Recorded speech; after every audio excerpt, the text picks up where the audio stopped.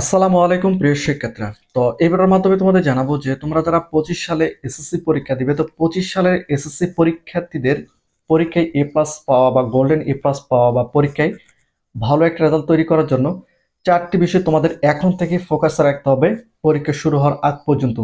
তো সেই চারটি বিষয় কি কি, যদি তোমরা পরীক্ষায় এ প্লাস বা গোল্ডেন প্লাস বা ভালো একটা রেজাল্ট তৈরি করতে চাও, এই ভিডিওর মাধ্যমে এক্সপ্লেন করব। তো তোমরা অবশ্যই সম্পূর্ণ ভিডিওটি মনোযোগ সহকারে দেখবে। তো প্রথম যে বিষয়টা উল্লেখ করবে সেটা হচ্ছে যে তোমাদের যে ইতিপূর্বে যে পরীক্ষাগুলো হয়ে গিয়েছে সেই পরীক্ষার প্রশ্নপত্রগুলো তোমাদের দেখতে হবে। জাস্ট এখানে যে তোমরা একটু লক্ষ্য করো, এই যে এখানে তোমরা দেখতে পাচ্ছ, দেখো তোমাদের সকল বিভাগের সকল বিষয়ের প্রশ্নপত্র কিন্তু আমি এখানে তোমরা দেখতে পাচ্ছ, সকল প্রশ্নপত্র কিন্তু আমার হাতে রয়েছে। এগুলো নিয়ে কিন্তু আমি এখন কাজ করতেছি। অতি শীঘ্র তোমাদের জন্য চমক চমক নিয়ে আসা হচ্ছে। তো এই জায়গায় তোমরা দেখতে পাচ্ছ তোমাদের এমসিকিউ থেকে শুরু করে সৃজনশীল সহ সকল প্রশ্নপত্র কিন্তু আমার হাতে রয়েছে। এই জন্য প্রথম যে বিষয়গুলো তোমাদের লক্ষ্য করতে হবে, বিগত সালে যে প্রশ্নপত্রগুলো রয়েছে, তোমরা যদি এই প্রশ্নপত্রগুলো দেখতে চাও সেক্ষেত্রে আমাদের ফেসবুকে একটা পেজ রয়েছে, রকি অফিসিয়াল টিপস। সেই ফেসবুক পেজে কিন্তু আমরা এই প্রশ্নপত্রগুলো ফটো আপলোড করে দেবো, সেখান থেকে চাইলে তোমরা দেখে নিতে পারবে। তো এই জন্য আমি তোমাদের বলবো যে তোমরা যে বিভাগ থেকে এসএসসি 25 পরীক্ষায় অংশগ্রহণ নাও, বিজ্ঞান, মানবিক, বাণিজ্য বিভাগ থেকে বিগত সালের প্রশ্নপত্রগুলো তোমাদের দেখতে হবে।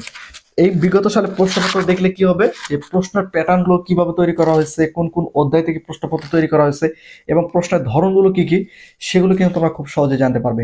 এই জন্য আমি তোমাদের বলবো, এক নম্বর যেটা বলবো সেটা হচ্ছে যে বিগত সালের প্রশ্নপত্রগুলো তোমাদের দেখতে হবে, যেগুলো কিন্তু আমি সংগ্রহ করছি এবং তোমাদের সাজেশন তৈরি করে নিয়ে আমি কিন্তু কাজ করতেছি। এবং এই যে এখানে তোমরা দেখতে পাচ্ছ, আমি কিন্তু প্রচুর পরিমাণে গাইড আমি সংগ্রহ করছি, যেগুলো থেকে আমি তোমাদের জন্য সৃজনশীল প্রশ্নপত্র কিন্তু তৈরি করব। তো এই জন্য তোমরা যদি চ্যানেলটিকে সাবস্ক্রাইব করে না রাখো, অবশ্যই চ্যানেলটিকে সাবস্ক্রাইব করে রাখো। এবং দুই নম্বর যে বিষয়টা তোমাদের লক্ষ্য রাখতে হবে সেটা হচ্ছে যে শুধু বিগত সালের প্রশ্নপত্রগুলো দেখলে হবে না, তোমাদের যে পরীক্ষার সিলেবাস দেওয়া হয়েছে সেই সিলেবাসটা তোমাদের দেখতে হবে। এখন বিগত সালে যে সিলেবাস রয়েছে সেই সিলেবাসের সঙ্গে তোমার যে সিলেবাসটা দেওয়া হয়েছে সেটা মিল নাও থাকতে পারে। এই জন্য বর্তমান তোমাদের জন্য 25 সালে এসএসসি পরীক্ষার জন্য যে সিলেবাসটা দেওয়া হয়েছে এই সিলেবাসটা ফলো করে তোমাদের কিন্তু পরীক্ষার জন্য প্রিপারেশন নিতে হবে। এবং তিন নম্বর যে বিষয়টা উল্লেখ করবে সেটা হচ্ছে যে সময় মেনটেন। প্রত্যেকটা ক্ষেত্রে বা প্রতিটা ভিডিওর মধ্যে কিন্তু আমি উল্লেখ করে থাকি, সময়টা খুবই গুরুত্বপূর্ণ। কারণ সময়টা যদি তোমরা মেনটেন না করতে পারো, পরীক্ষা কখনো তুমি ভালো রেজাল্ট করতে পারবে না। কেন? 2 ঘন্টা 30 মিনিটের মধ্যে তোমাদের 7টা শেষের প্রশ্ন লিখতে হবে। এখন দেখলে যে 2 ঘন্টার মধ্যে তোমার 5টা শেষের প্রশ্ন রয়েছে, 30 মিনিটের মধ্যে আরো 2টা শেষের প্রশ্ন লিখতে হবে, কখনোই তুমি কমপ্লিট করতে পারবে না। কারণ বিষয়টা হচ্ছে যে সময় ম্যাটারটা খুবই গুরুত্বপূর্ণ। তোমরা একটা শেষের প্রশ্ন উত্তর জন্য 21 মিনিট করে নেবে। 2 ঘন্টা 30 মিনিটকে তোমরা যদি ভাগ করো সেক্ষেত্রে 7টা শেষের প্রশ্ন উত্তর লিখে তোমার হাতে 5 থেকে 7 মিনিট সময় থাকবে। এটা বাধ্যতামূলক, তোমাদের 7টা শেষের প্রশ্ন লেখার পর যেন 5 থেকে 10 মিনিট হাতে সময় থাকে। কারণ তুমি যে শেষের প্রশ্ন উত্তরগুলো লিখছো বা তুমি যে রোল নাম্বার, রেজিস্ট্রেশন নাম্বার, বিষয় সেট কোড এগুলো পূরণ করছো, এগুলো আবার পুনরায় দেখতে হবে। কারণ অনেক ক্ষেত্রে সেট কোড, বিষয় কোড, রোল নাম্বার, রেজিস্ট্রেশন এগুলো ভুল হয়ে যায়।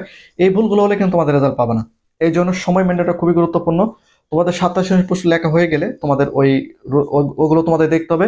আর বিশেষ করে 2 ঘন্টা 30 মিনিটের মধ্যে 7টা শেষ বাধ্যতামূলক।